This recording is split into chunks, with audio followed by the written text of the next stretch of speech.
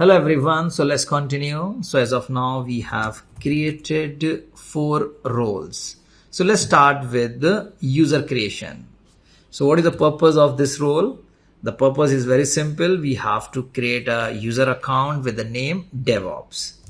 So first we have to go inside the role, that is user underscore create. And then we have so many folders.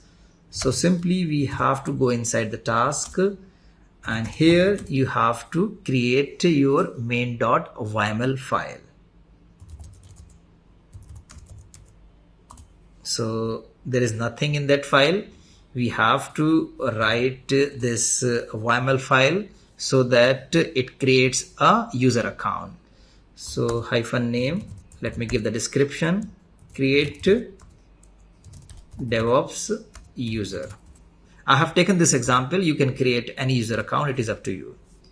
And user and name DevOps. Enter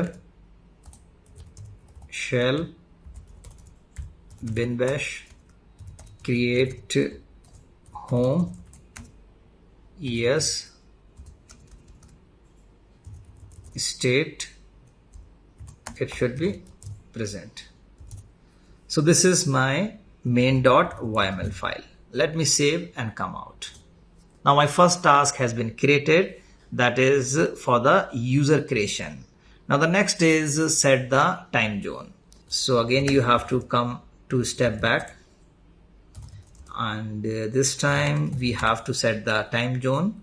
So let me select the role as per the requirement, that is time zone underscore set, and here go inside the task, and we have this main.yml, and it's very simple. -name, give the description, set time zone to Asia